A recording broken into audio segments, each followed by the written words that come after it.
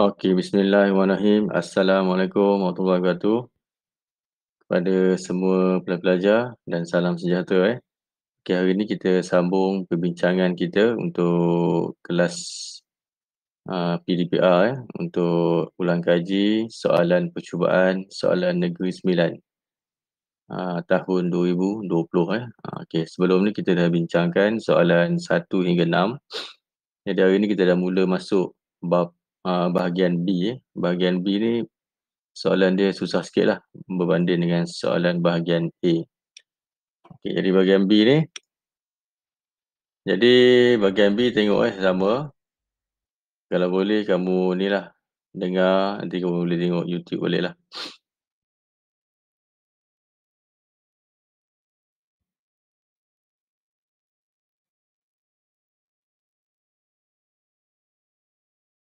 Okey.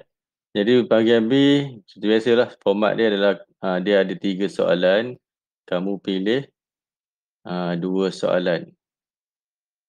2 soalan sahajalah.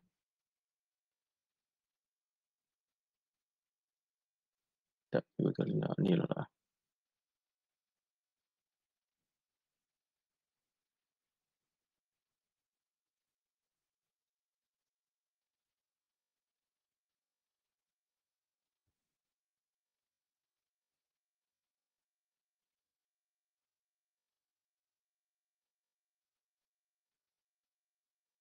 Okey, untuk kamu pilih 2 soalan dan bahagian B 1 soalan 15 markah. Jadi biasanya dia ada dia punya stimulus ataupun bahan-bahan rangsangan dia lah, gambar, petikan, mini case Okey, jadi untuk soalan 7 ni, soalan 7 7A, dia ada bagi gambar logo lah, logo satu perniagaan. Jadi perniagaan apa ni? Malaysia Airlines penerbangan lah. Okey, jadi kat sini dia dah tulis klasifikasi perniagaan. Jadi ada berapa klasifikasi perniagaan? Siapa yang baca bab 4? Bab tingkatan 4 ni. Ada berapa klasifikasi perniagaan ni, ada berapa? Kita ada saiz, sektor kita ada sektor, saiz. Okey, kita ada sektor, saiz dan klasifikasi. Jadi apa jawapan dia?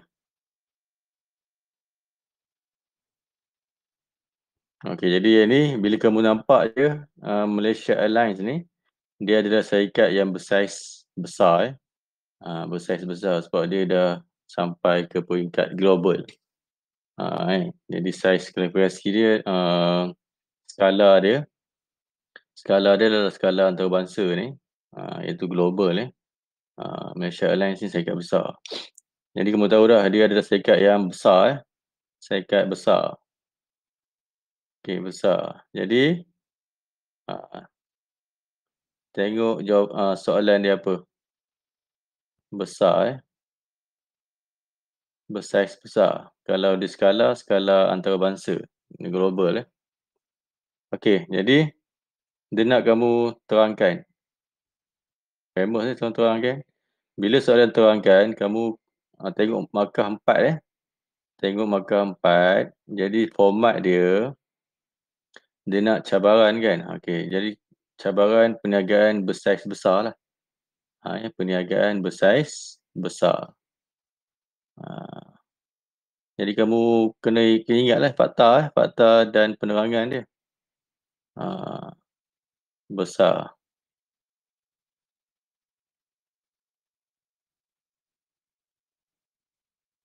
Perniagaan bersaiz besar Jadi bila soalan terangkan, cikgu nak kamu tulis sesiap Tengok markah kan. Jadi kamu mesti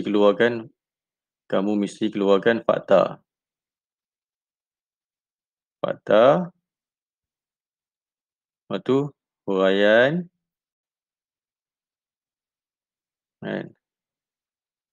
Lepas tu fakta balik. Lepas tu huraian. Okey. Jadi kamu ingat ni lah. Tengok markah 4. Jadi ni benda yang kamu kena buat. Ya. Okey, ni benda yang kena buat, jawapan dia. Okey, lepas tu, kamu yang penting kamu juga kena tahu ini Malaysia Airlines ni adalah subjek kamu. Dia adalah subjek. Subjek atau ini macam bahasa Melayu pula ya. Ini adalah subjek kamu. Jadi kamu kena kaitkan jawapan kamu dengan subjek ni. Contohlah kamu cakap, okey, Malaysia Airlines memerlukan bla bla bla bla. Jadi kamu kena tulis Malaysia Airlines. Ni aku tulis perniagaan itu, tak boleh lah, itu adalah umum. Jadi dia dah bagi subjek dia Malaysia Airlines. Jadi kamu kena kaitkan.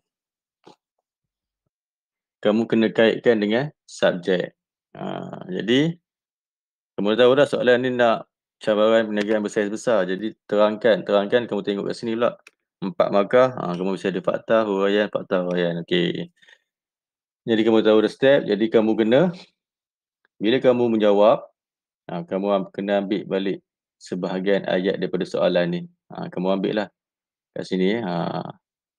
Cabaran yang dihadapi oleh perniagaan Malaysia Airlines ialah, okey, boleh cabaran yang dihadapi oleh perniagaan Malaysia Airlines adalah, kamu kena kaitkan dengan kes. Okey, jadi kamu mulakanlah kamu punya jawapan kamu tu dengan ayat tersebutlah. Okey, tengok jawapan dia. Kat sini kan. Dekat sini. Sebelum kamu buat jawapan ni, kat sini kan, cabaran yang dihadapi oleh perniagaan Malaysia Airlines ialah ketidakpastian pasaran penerbangan. Ini adalah fakta. Fakta tak kisah. Fakta tak apa kamu tak kembangkan ayat sebab dia fakta kan. Kalau penerangan, huraian, kamu kena kembangkan ayat lah. Kembangkan ayat. Okey, jadi dekat huraian ni, jadi kan, fakta. Jadi kamu kena ada 4 lah benda ni. Ada 4. Ini dia bagi lebih skema. Skema dia bagi lebih, kamu pilih lah mana yang terbaik, 4. Jadi kat sini, dia ada penerangan dia lah. Penerangan ni kamu boleh dapatkan dalam buku teks. Kamu boleh buat ayat sendiri sebenarnya. Tapi kena betul lah maksud dia kan. Jadi penerangan ni ada skema. Cikgu nak kamu kaitkan ada dalam ni, ada perkataan Malaysia. Okey, dia lah keadaan ekonomi politik yang berubah, peningkatan pesaing mempengaruhi pasaran syarikat penerbangan Malaysia Airlines. Okey, masukkan perkataan Malaysia Airlines. Sebab kamu kena kaitkan dengan subjek. Okey, takut nanti kamu jawab macam ni, dia jawab dia umum. Umum jadi takut nanti pemeriksa tu mana tahu kot kamu dapat pemeriksa yang skema yang mengikut skrip jawapan betul. Kalau cikgu bagi je. Tapi bila SPM kamu punya pemeriksa bukan cikgu. Sebelum ni kamu tingkatan 4 tingkatan 5 cikgu yang tanda. Jadi mungkin nanti SPM nanti cikgu lain yang tanda. Jadi kamu kena pastikanlah kamu jawab yang lengkap. Jangan sia-siakan. Jangan sia-siakan. Kamu kena jawab dengan lengkap. Gunakan peluang yang ada tu. Jangan cakap tak apalah, tak boleh. Setiap benda ni kita kena buat bersungguh-sungguh. Kerja khusus pun kamu kena buat bersungguh. Kalau nak A, kalau buat alah tak apalah cukup lah tu, dapatlah C je. Kalau nak A kena sungguh-sungguh. Okey, yang ni 2 ni dia ada fakta dia adalah pengambilan pekerja. Jadi dia suka mendapatkan pekerja-pekerja pakar. Pekerja-pekerja pakar. Sebab apa? Sebab yang pakar ni kurang kan. Jadi syarikat-syarikat besar ni berebutlah nakkan pekerja-pekerja pakar ni, mahir ni. Jadi dia kena tawarkan gaji yang lumayan ke supaya boleh menarik perhatian lah pekerja-pekerja ni. Jadi ni fakta. Tulis dalam suka mendapat pekerja pengalaman dalam bidang penerbangan. Tak beginilah saya Malaysia Airlines suka mendapatkan pekerja pakar. Ya. Jangan lupa kamu kena kaitkan dengan subjek. Okey, ni contoh yang lain lah. Fakta yang ketiga, kamu boleh ambil ya. Tapi kamu soalan terangkan tadi ada 4 markah aja, jadi 2 fakta je lah. Jadi ni jawapan-jawapan yang lain yang boleh terima lah. Perubahan, proses perubahan segera suka dilakukan. Sebab syarikat besar ni dia sukalah untuk, dia tidak fleksibel ya. Dia tidak boleh mengubah dia punya visi sesuka hati. Sebab dia melibatkan ramai orang pekerja, staff kan. Jadi kalau milikan tunggal boleh je. Kan nak tukar misi semua sekelip mata boleh tukar kan. Sebab dia kecil. Perniagaan kecil ya. Perniagaan yang besar kecil. Okey, ni pula perundangan peraturan kerajaan. Kan letakkan apa-apa lah. Sebab ini adalah faktor luaran ni. Tak boleh dikawal ya. Jadi dia boleh berubah dari masa ke semasa. Ya. Contoh baru ni lah. Contoh baru ni COVID. Kan COVID-19 salah satu perniagaan yang terkesan adalah perniagaan penerbangan. Kan? Tak boleh terbang keluar. Tak boleh terbang dalam negara pun tak boleh. Kan? Jadi kerajaan umumkan okey, masa kes tahun 2020 masih tengah hangat lagi kan. Tak boleh nak fly, terbang kan. Kawan-kawan cikgu daripada Sabah tak boleh balik ke Semenanjung. Kan? Kena balik, kena swab lah, kena itu, kena macam. Jadi sekarang ni dah longgar sikit dah, dah boleh terbang balik dah. Jadi itulah. Itulah dia punya cabaran dia. Perundangan, peraturan kerajaan ni mengikut keadaan semasa. Okey, itu jawapan untuk soalan 7A. Jadi ingat dia punya tips dia adalah bila soalan terangkan, kamu kena tengok markah, lepas tu buat macam ni. Fakta huraian. Jadi kamu kena ada 4 benda ni ya. Kena ada 4 benda ni, tengok. Lepas tu kamu mulakan kamu punya kepala ayat untuk jawapan tu ambil sikit daripada soalan ni. Kaitkan dengan subjek. Okey. Okey, boleh? Untuk soalan 7A, ada soalan?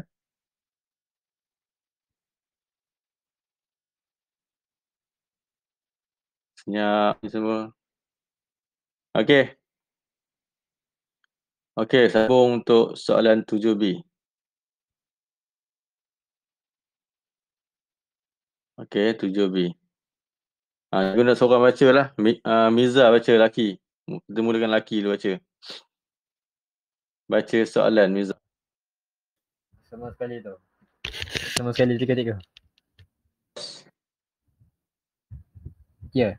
Sekejap. Maklumat berikut berkaitan situasi ekonomi.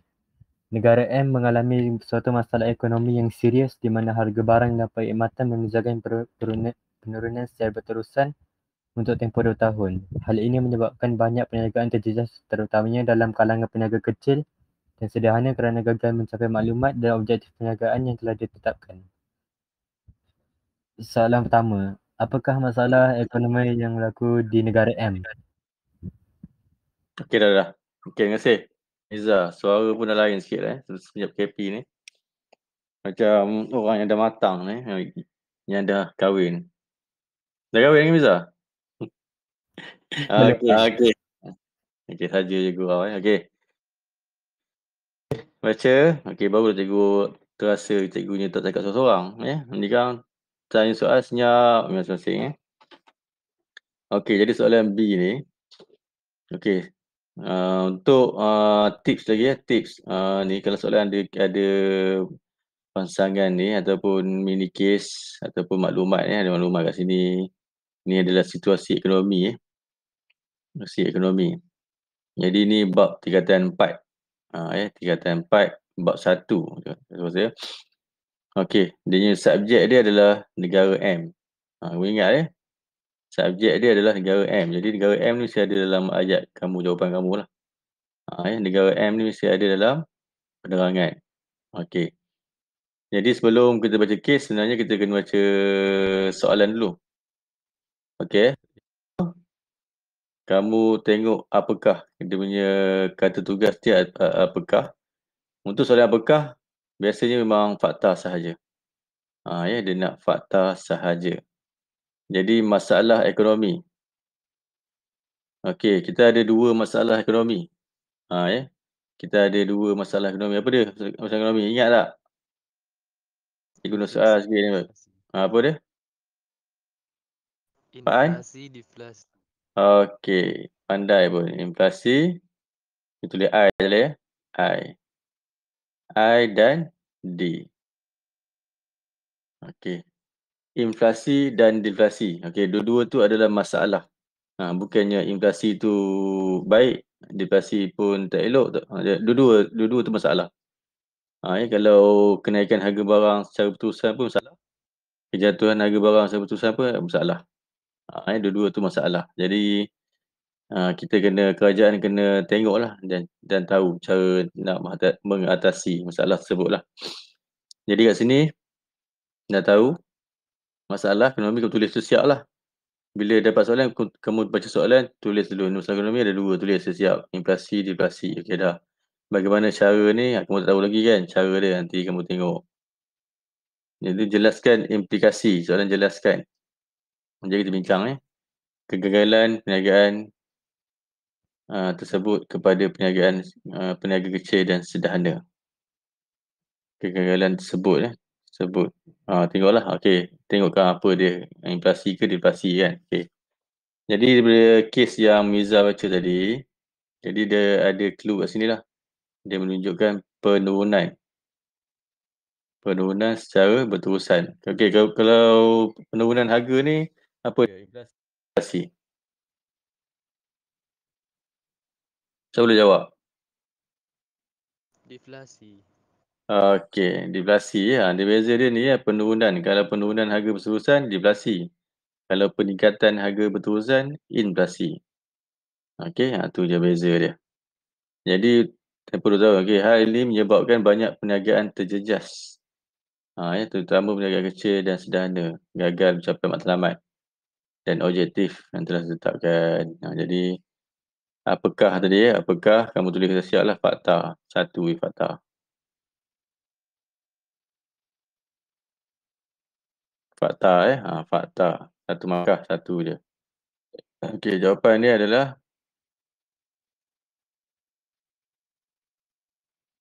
cikgu nak kamu ambil kepala ayat jangan jawab terus macam tu je. Ambil kat sini masalah ekonomi yang berlaku di negara M. Betul kamu jawablah. Kamu jawablah deflasi. Okey, bawah tulis dash bawah dia deflasi ya. Okey. Pastikan amalkan bila exam jawab macam tu lah penuh biasakan daripada sekarang lah, janganlah masa buat latihan jawab main-main, nanti kamu terbiasa pula main-main. Okey, jawab jawapan yang lengkap lah. Okey, jadi jawapan dia senang tadi, deflasi, satu markah dapat dah. Okey, tengok pula bagaimana cara kerajaan. Bagaimanakah cara kerajaan mengatasi masalah ni. 6 markah 6 markah. Cikgu nak bawah sikit.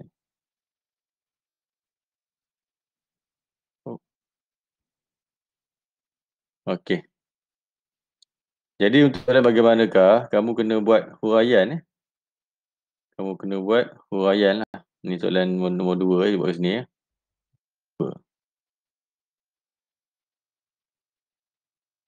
Tengok kata tugas dia huraian bagaimanakah. Kamu kena buat hash lah. Tengok 6 markah dia. Kamu kena buat huraian.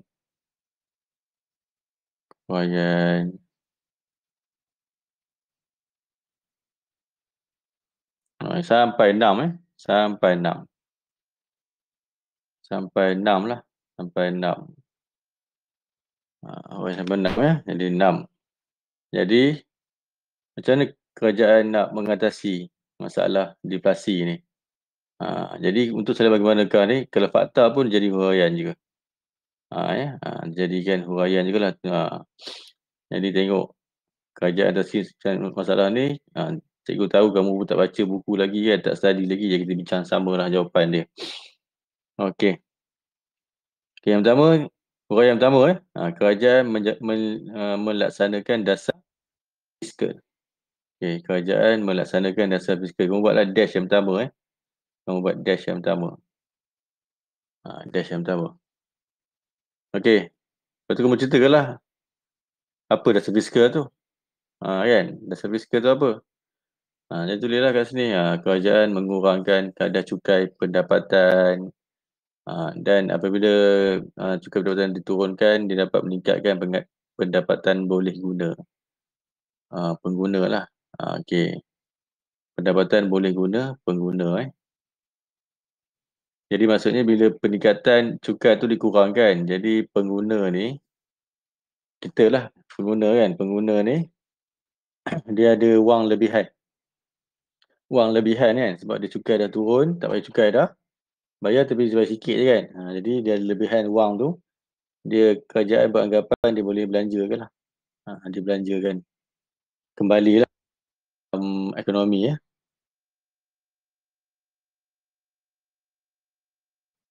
Contoh kalau orang yang perniagaan besar-besar kan, gaji besar-besar. Jadi kalau kerajaan kurangkan cukai ni, ada juga kesan dia. Ada juga lebihan wang dia tu. Jadi dia boleh lah beli. Dulu dia cadang dia nak beli beras sekampit je. Contoh lah kan. Tapi bila ada lebihan wang, dia beli 2 kampit. Contoh lah. Jadi dia akan menggerakkan ekonomi lah. Okey, tu dash yang kedua.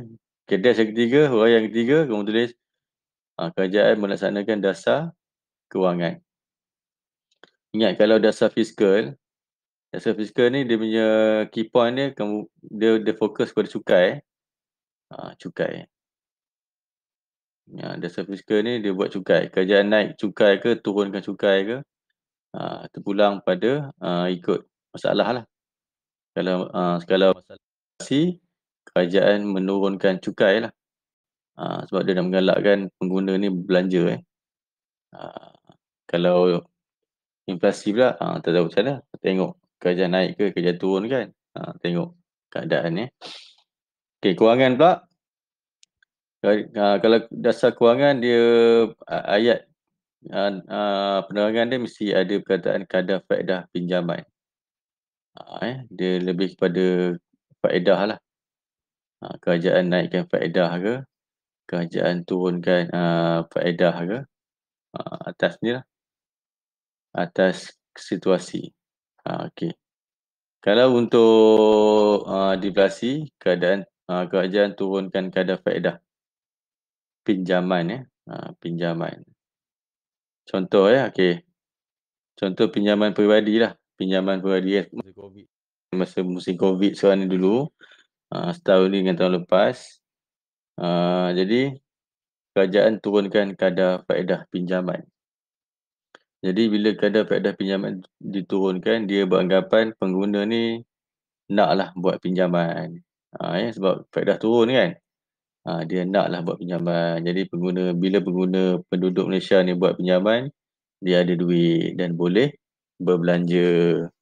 Bila berbelanja, dia akan menggerakkan ekonomi. Tengok ni, dia meningkatkan kuasa beli pengguna. Okey, so sekarang ni untuk deflasi. Ada 2 tadi kan. Dasar fiskal. Semua kau ingat ni ya. Kalau dasar fiskal dia kurang. Kalau deflasi ni dikurangkan. Kewangan pun sama, dia turunkan juga. Deflasi ni macam negatif lah kira ni. Deflasi bila deflasi kurang. Kerajaan kurangkan cukai, kerajaan kurangkan faedah. Ingat tu je. Jadi kalau kamu ingat tu, kamu dah dapat 4 fakta, 4 huraian dah. Jadi dia turunkan kadar faedah pinjaman. Okey, dia turunkan kadar faedah simpanan.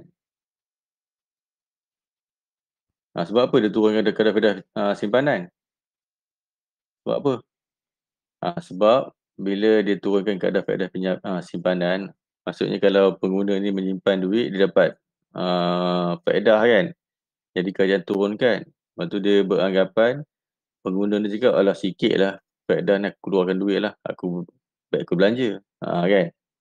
Jadi dia pengguna ni dikeluarkan duit lah sebab faedah dah turun kan. Jadi dia bila dia belanja, dia bolehlah meningkatkan perbelanjaan dia bila meningkat, jadi dia menggerakkan ekonomi lah.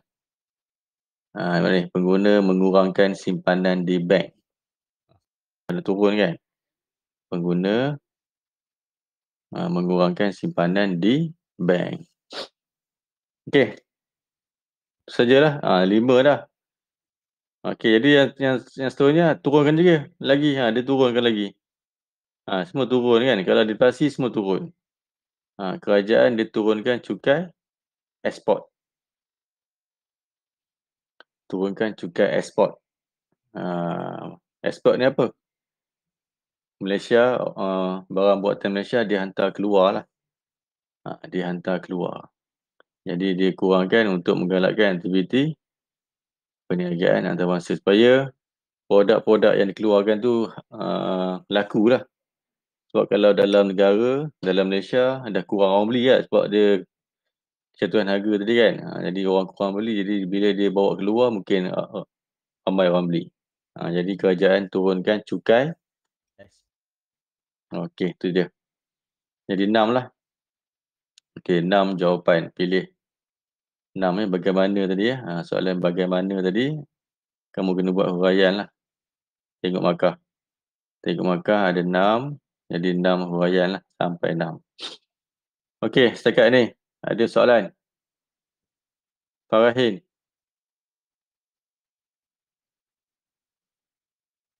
Tak ada. Irina. Tak ada soalan. Follow cikgu lah. Faham tak apa cikgu terangkan? Izani? Faham cikgu. Okey. Okey, dah Okey, soalan 2 dah lepas. Okey, soalan 3 pula. Soalan 3. Soalan 3. Okey, tengok soalan 3 Okey, ini adalah soalan famous. Demi tugas ni famous. Okey, untuk soalan untuk tahun 2020 ada tak silap cikgu tak silap cikgu ingat lupa lah. Ada 9 soalan yang jelaskan ni. Untuk kertas 2 lah. Ada 9 jelaskan. Jelaskan jadi tadi cikgu dah terangkan bagaimana nak jawab soalan terangkan kan. Jadi ini untuk jelaskan pula. Okey, bila jelaskan sama juga kamu kena huraikan. Kamu kena huraikan Kamu kena beri huraian. Tengok markah lah. Tengok markah dia 4. Jadi 4 huraian lah. Okey. Kalau kamu dah buntu dapat 3 je huraian dapat 3. Jadi yang keempat kamu boleh buat contoh. Contoh. Kalau ada 4 boleh buat 4 lah. Okey. Kamu buat huraian ataupun contoh contoh. Okey. Okey, soalan jelaskan ni famous famous. Okey. Jadi implikasi kesan kegagalan kepada perniagaan skala kecil dan sederhana lah. Apa kesan dia? Kita tengok kesan dia apa.